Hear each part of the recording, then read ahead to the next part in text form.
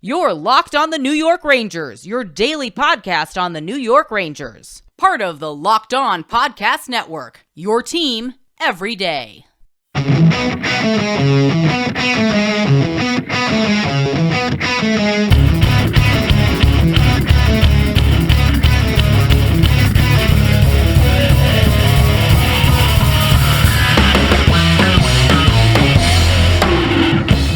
Welcome back, Blue Shirts fans, to episode number 604 of the Locked On New York Rangers podcast. I'm your host, John Chick. Just want to thank you guys for making Locked On New York Rangers your first listen every day. We are free and available on all platforms. That song you're hearing right now is, of course, Leave the Lights On from our good friends in Passafire. You can check those guys out anywhere you get your music. And today, it's Wednesday or Thursday at the earliest when you're hearing this, and obviously the Rangers have tied their best-of-7 series with the Carolina Hurricanes, winning Games 3 and 4 in Madison Square Garden. Series now tied at 2 games apiece, and Game 5 will be back in Raleigh on Thursday night. So that's where the Rangers stand right now. It's obviously been a gutsy performance, getting back on Garden ice and winning 2 games that you pretty much needed to have. I mean, you pretty much had to win both of these games here. Can't be falling behind 3-1 in every single series. What we're going to do today is take a look at the Rangers and where they stand and spotlight a handful of players who I think need to step up a little bit for this New York Ranger team. And let me just preface this entire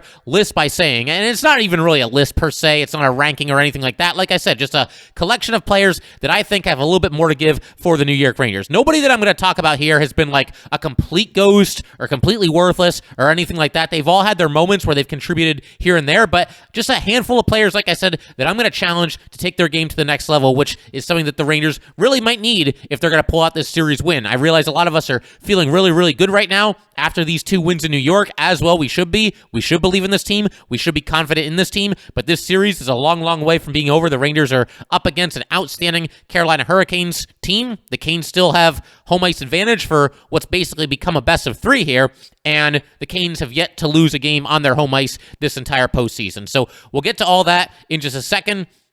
There's also going to be a couple of just odds and ends at the end of the episode here today. Just some quick thoughts about certain things that I think the Rangers need to do to ultimately prevail in this series. But like I said, we're going to dive right into the action here and spotlight a handful of players that the Rangers could stand to get a little bit more from, and I think the poster child of this category has to be Artemi Panarin. Now, Panarin, obviously, he's had his moments in this playoff run. He's gotten his points here and there, and of course, you think about Artemi Panarin in this year's Stanley Cup playoffs. As far as the positive things that he's done, there's one play that undoubtedly stands out above the rest. His instant classic of a moment, Game 7 in overtime against the Pittsburgh Penguins. The Rangers are on the power play.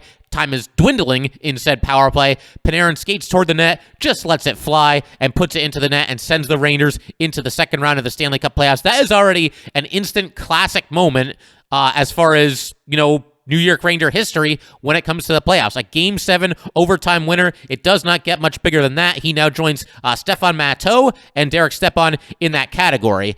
And something else about that moment, like I said, it's already what I would call an instant classic. That's the term that, I think most appropriately applies here.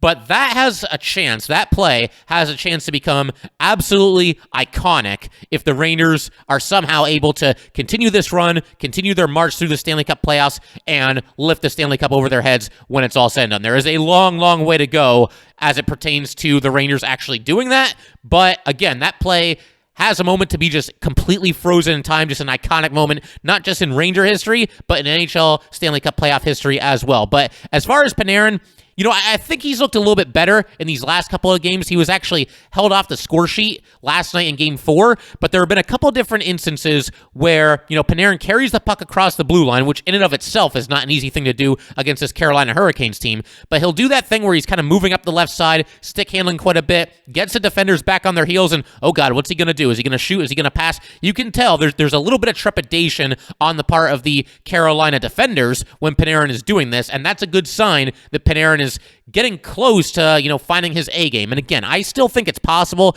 that he might be playing through something throughout these playoffs. It's the only explanation I could come up with when he was, kind of disappearing for certain chunks of the series against the Penguins. I think Panarin is starting to get there, starting to find his game a little bit. And something that really helps, we always talk about how Panarin elevates the game of those around him, specifically Ryan Strome, but also a couple of other guys that have played with Panarin on the Rangers over these past couple of seasons. But one guy who is kind of almost returning the favor right now and making Panarin's slump hurt a little bit less is Andrew Copp, because Andrew Copp has basically been carrying the Rangers' second line. He was absolutely fantastic in this game last night. Of course, the 3 points are going to jump off the page, the 1 goal and the 2 assists. But on top of that, valuable member of the penalty kill, just somebody who brings it every single shift. One more 50-50 pucks than I could count in that game last night, one of which led directly to the Rangers scoring a goal. So Andrew Copp really stepping up in Panarin's steed, so to speak, and making sure that that second line stays relevant and stays dangerous for the New York Rangers. But I do think Artemi Panarin is getting there.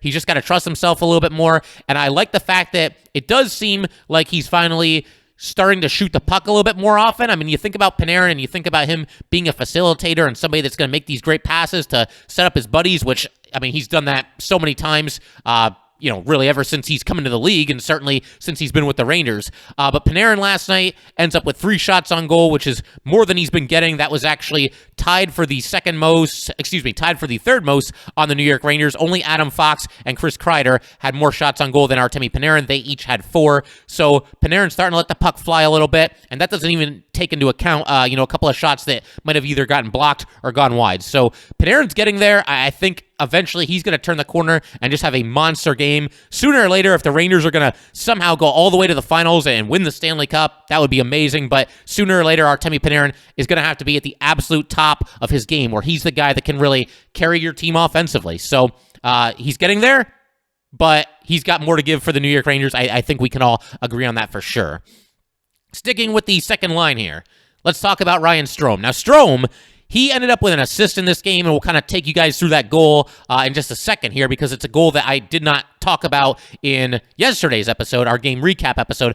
I was surprised, though, to find out that this was actually Ryan Strome's 6th assist of the postseason. I did not think he had that many. He's got 1 goal to go along with it. So, a couple of points here and there. Strome's got 7 points in 11 games. It's not bad, but there's just too many shifts where he's kind of a non-factor. You just barely even notice that he's out there. He's obviously not the most physical player in the world, or even on the New York Rangers.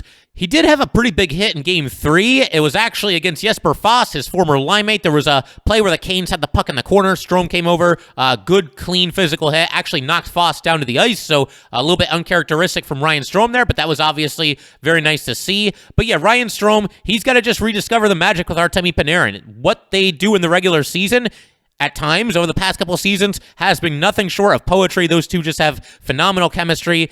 We haven't really seen it quite as much in the playoffs. There haven't been enough, Panarin to Strome scoring opportunities. There haven't been enough Strome to Panarin scoring opportunities.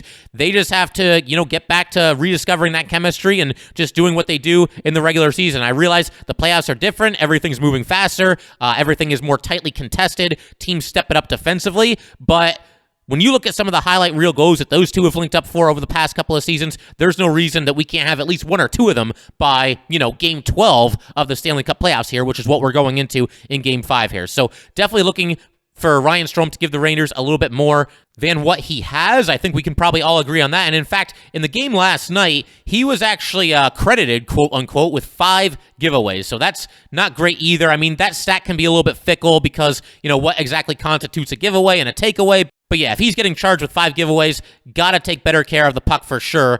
He did have a really nice play where he set up Andrew Copp. Copp took control of the puck in the neutral zone, passed ahead to Ryan Strome. Strome zipped up the right side, kind of drew a defender or 2 toward him, and then passed back to Copp. Copp took a shot from the right faceoff circle and scored. Copp scored that goal 11-10 into the third period. That rounded out the scoring in this game, gave the Rangers a 4-1 lead, and a much-needed insurance goal after the Canes had closed to within 3-1 about 5 minutes or so before this. So, Strome, he needs to just be a little bit better. I mean, that's pretty much the long and short of it in just about every facet of the game. He's out there on the Rangers' top power play unit. Would like to see him take advantage of an opportunity there, maybe get a point on the power play, maybe clean up a loose puck in front of the net, stuff it into the net himself, score a goal. Ryan Strome just needs to be a little bit better. And like I said, him and Panarin just need to rediscover that chemistry that's made them such a fun duo to watch over these past couple of seasons here.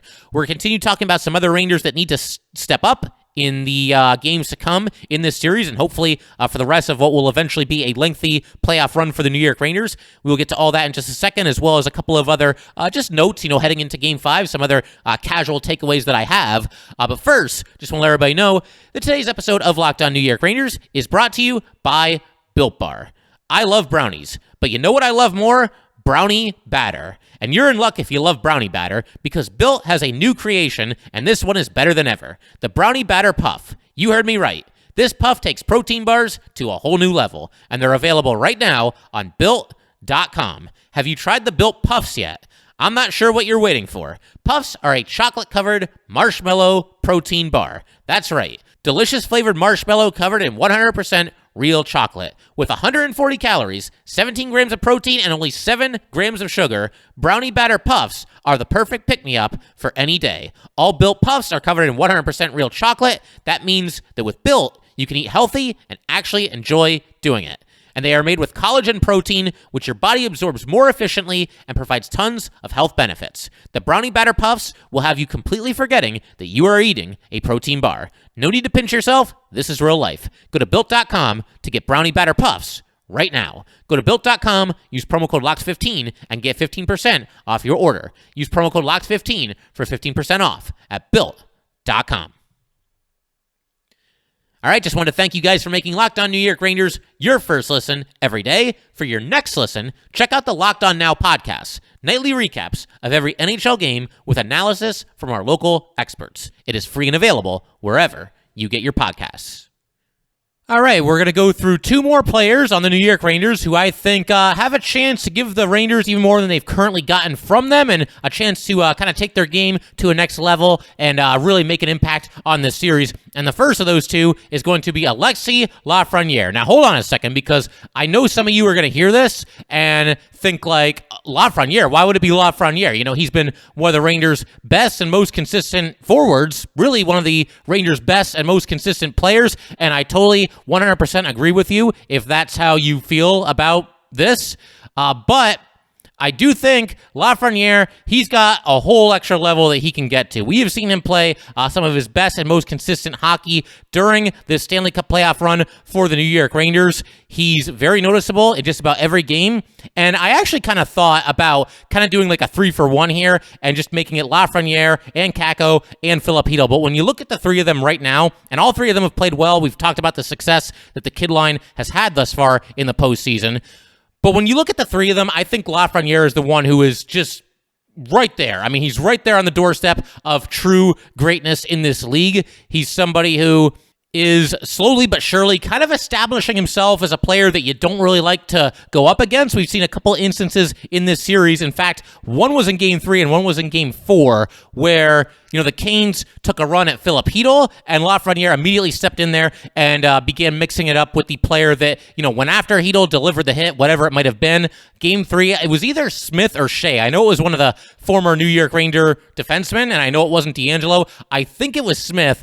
Put a hit on Filipino in the neutral zone. Alexis Lafreniere immediately stepped in there, started mixing it up with Brendan Smith. And then in Game 4, there was a similar situation where the Canes knocked Filipino into the not directly into the bench area, but kind of had him hanging over the edge of the Canes bench there.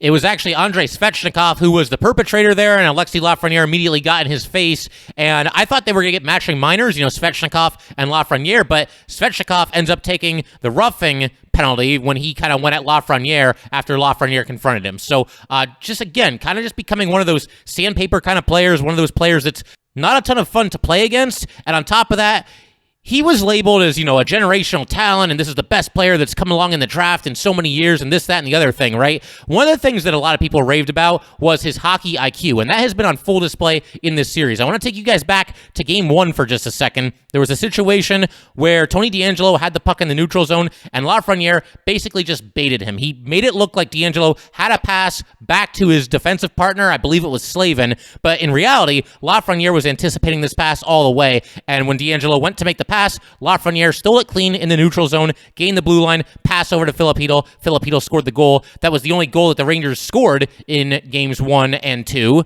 but obviously a great play there. And there was something similar in this game last night, Game 4 as well. You had a situation where the Canes had the puck in the Rangers zone. Lafreniere, once again, he's making Stahl believe that a pass is there to be had, and in reality, Lafreniere has the pass defended. Lafreniere is anticipating this pass, from along the boards back to the blue line, and once the pass was made, he immediately jumped on it, deflected the puck out of the Rangers zone and into the neutral zone, but he did not stop there because Stahl went back to collect the puck, and he kind of loafed after it a little bit, and Lafreniere was all over him. He basically, just shadowed him right to the puck, lifted his stick, won the battle for the loose puck, and then went in on the breakaway and was stopped by Antti Raanta. But a fantastic play by Alexis Lafreniere there, and that happened when the game was still scoreless. And obviously, it would have been big for Lafreniere to finish his chance there.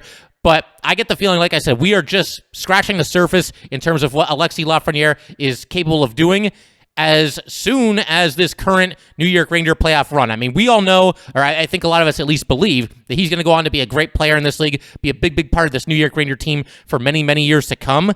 But I think it could be happening right now. And again, if the Rangers, if they're going to end up being Stanley Cup champions, and there is a long, long way to go and a ton of things that need to happen, but if that's going to occur, then I think Alexis Lafreniere is one of those guys, even though he's played arguably the best hockey of his NHL career, he's going to have to get to that true next level and just become that dominant player that the Rangers were all hoping that they were drafting, when they took him number 1 overall. Lafreniere in this game last night ended up with 15 minutes and 7 seconds of ice time. He had 5 hits, which is nice to see. He's played very, very physical in the playoffs as well, more so than he did, I would say, in the regular season.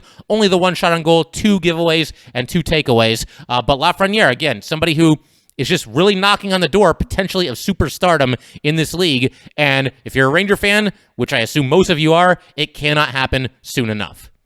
We've got one more New York Ranger to talk about as far as somebody who I believe can take his game to the next level and really make an impact the rest of the way in this series. And again, hopefully for a lengthy New York Ranger playoff run. We're also going to have a couple of odds and ends. I'm going to talk about a streak that the Carolina Hurricanes are right in the middle of right now and how it pertains to the potential outcome of this series. And we're going to get to all that good stuff in just a second. But first, just want to let everybody know that today's episode of Locked On New York Rangers is brought to you by BetOnline.net. Our partners at BetOnline continue to be the #1 source for all your betting needs and sports info. Find all of the latest odds, news, and sports developments, including this year's basketball playoffs, Major League Baseball scores, fights, and even next season's NFL futures. BetOnline is your continued source for all your sporting wagering information, from live betting to playoffs, esports, and more. Head to the website today or use your mobile device to learn more about the trends and action. BetOnline, where the game starts. All right, just want to thank you guys for making Locked On New York Rangers your first listen every day. We are free and available on all platforms. One final Ranger here that I'd like to see sort of get to that next level is actually going to be Ryan Reaves, because I want the Ryan Reaves that we all saw in Game 4 against the Carolina Hurricanes last night. I'm not saying that you necessarily go out there and look for trouble, but I want Ryan Reaves to be out there and be assertive and be noticeable. One thing that Ryan Reaves should be when he's on the ice is noticeable. This guy is known for just dishing out punishing hits, racking up a ton of hits. He's at or near, however many years you want to go back, if you want to go back like 5 years, he's at or near the top of the NHL in terms of most hits in that time. He had 5 hits last night at 11 minutes and 56 seconds of ice time, and that's another thing. He's at or near the top of all these, hit lists in terms of most hits this season or most hits in the past 3 years combined or the last 5 years combined, and he's at or near the top of all these lists in spite of the fact that he doesn't really play that much. So when he gets on the ice, the dude's an absolute wrecking ball and a menace and somebody that just brings that sense of impending doom if you're a member of the opposition. And I think you can ask Tony DeAngelo and Max Domi about that for sure. Obviously, both those players were acting up at the end of Game 3. You had that altercation between Reaves and DeAngelo in the first period of this game after an offside. They came together. Tony DeAngelo and Reaves, it was really intense, really heated. Tony DeAngelo, again, I'm not an expert lip reader, but he appeared to be saying, "I'm not afraid of you." Well, okay, Tony, then how about you drop the gloves? I don't see that happening. But, Reaves obviously getting inside Tony DeAngelo's head a little bit there, which is not a difficult thing to do. And DeAngelo thus far has had a pretty quiet series, as have a lot of the biggest offensive threats for the Carolina Hurricanes. But then later in the game, at the very end, you had Reaves on the ice, Max Domi on the ice. Reaves is basically daring Domi to try to do something, just like earlier in the game when he was daring Tony DeAngelo to try to do something. When DeAngelo and Reaves came together, it was at the tail end of a shift where Reaves had at least 2 hits on that shift. And so Reaves is out there asserting himself as he was early in this Ranger playoff run. If you guys remember back to the Pittsburgh series, games 1 and 2, Reaves was out there basically just hitting anything that moved. And early in game 2, I believe it was game 2, Reaves laid just a punishing hit on Evgeny Malkin. It was clean as a whistle, knocked him down to the ice, sent him crashing into the boards. Big hit, got the Garden rocking, and just kind of set a tone for the Rangers going forward. I want to see Ryan Reaves continue to be that tone setter. Somebody that every single time he's on the ice, you think he's just going to clobber somebody. And again, I am not advocating for anything dirty, anything that crosses the line, any kind of senseless violence, but I am advocating Ryan Reaves to go out there and hit somebody as clean and as hard as he possibly can, because he's somebody that has really established himself as a tone setter for this team and a leader in the locker room. If you guys see some of these behind the scenes clip that circulate on social media or on YouTube or whatever it might be, Ryan Reaves is always the guy in the tunnel who's firing up his team before they take the ice. He's always yelling and screaming there. He's always yelling and screaming in the locker room. He's the one who reads the starting lineup in the locker room and, just kind of gets everybody fired up, gets everybody rocking. Reaves is one of the emotional leaders of this team, and that's the case whether he wears an A on his sweater or not. So Ryan Reaves, again, one of the oldest players on this team. It's either him or Justin Braun. One of those two is the oldest player on the Rangers. He kind of acts like the big brother to a lot of these young Ranger players, I think. And so I just want to see Ryan Reaves continue to play an emotional, hard-hitting brand of hockey as he did in Game 4. Because I don't want to say that he's been, completely quiet. But again, I thought he got off to a nice start in his playoff run in the first 2 games against Pittsburgh and hasn't been quite as noticeable since then, at least not until Game 4 last night. So I just want to see him go out there, continue to be a menace, continue to be somebody who potentially intimidates the opponent, and continue to be somebody who plays big, strong, tough, physical hockey and is willing and ready to drop his gloves at a moment's notice. I don't know how many guys on the Canes are going to be lining up to fight Ryan Reaves, but if somebody wants to, I'm sure he would be happy to oblige. And Ryan Reaves, again, somebody that needs to step up and needs to continue playing like he did in Game 4 last night in this New York Ranger playoff run. And then finally, just a couple of bullet point items to close out today's episode. The Rangers continue to get just absolutely destroyed on the faceoff circle. The Canes in this game last night won 65% of their faceoff attempts, and this is the one area where the Rangers are just going to have to win this series in spite of themselves because, pretty much every other aspect of hockey, you can correct certain things. With the faceoffs, I just don't see a scenario where suddenly the Rangers are going to win 2/3 of the faceoffs in Game 5 after losing 2/3 of the faceoffs in Game 4. This was to be expected. The Canes just have better faceoff guys than the Rangers do. But it's interesting seeing, how the Rangers distribute their faceoffs.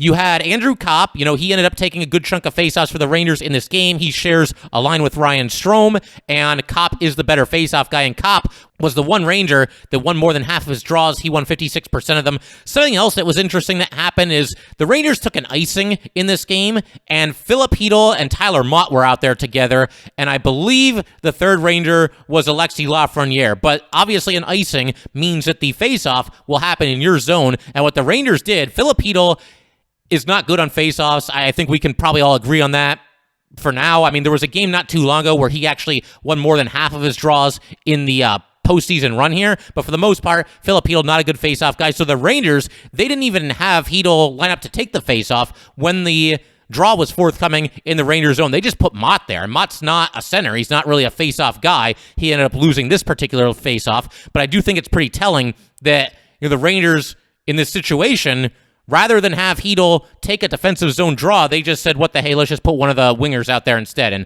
Mott lost the draw. But interesting strategy there by the Rangers for sure. Again, it's just a situation where you hope that they can win some of the clutch faceoffs. If I'm Philip Hedl, for example, that's something that I'm definitely going to work on before next season. You want to hope that the Rangers won't lose by such a lopsided margin. Again, the Canes winning 65% of the draws in this game. Hopefully the Rangers can at least make it a little bit more competitive in Game 5. But again, that's the one area of this series and really of hockey where there's no magic wand here. You just have to do the best that you can and, again, try to be a little bit more competitive. And if you lose the faceoffs, at least don't lose them clean.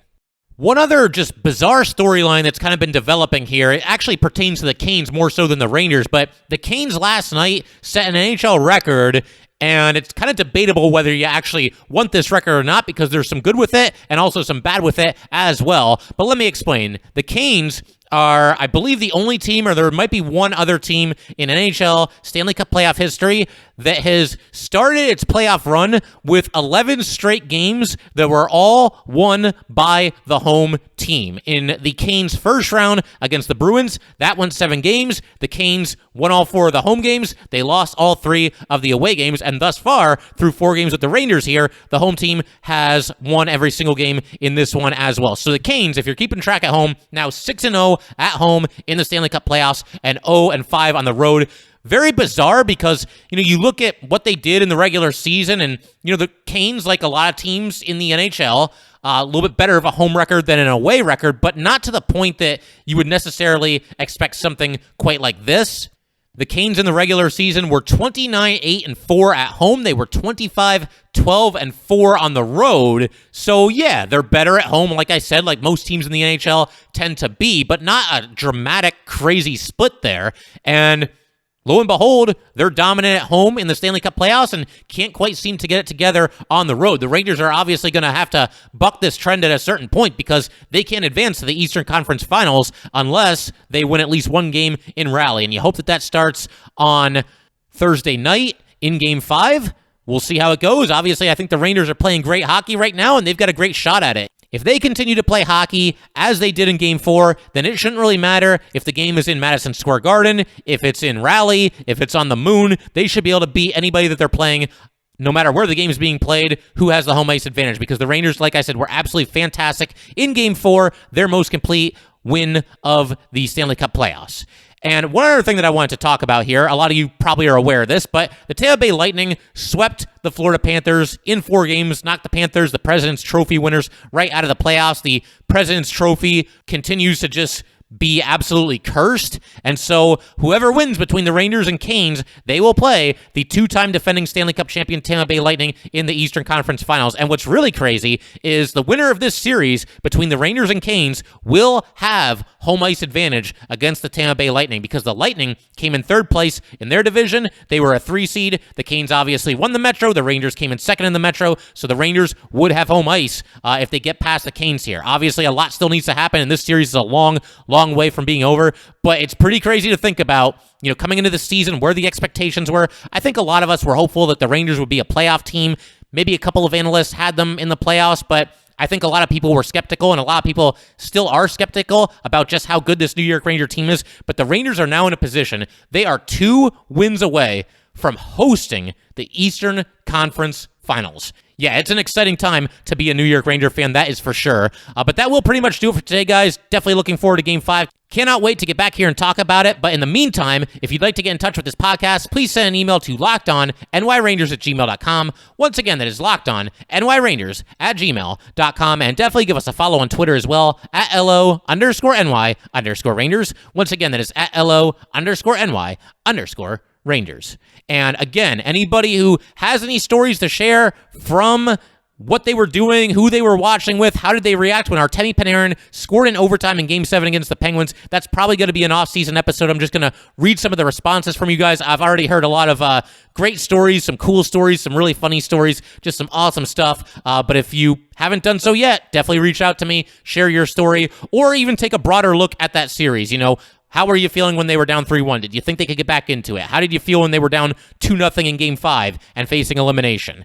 Just share your stories with me. Be happy to read them on a future episode of Locked On New York Rangers. But yeah, that will do it for today, guys. And once again, thank you as always for making Locked On New York Rangers your first listen every day. In our next episode, we will break down everything that happens between the Rangers and Canes in Game 5. Now make your second listen Locked On NHL. From first-round matchups to each Stanley Cup kiss, Locked On NHL covers the playoffs like no other. Hear the latest news and opinions from local experts every Monday through Friday. It is free and available wherever you get your podcasts.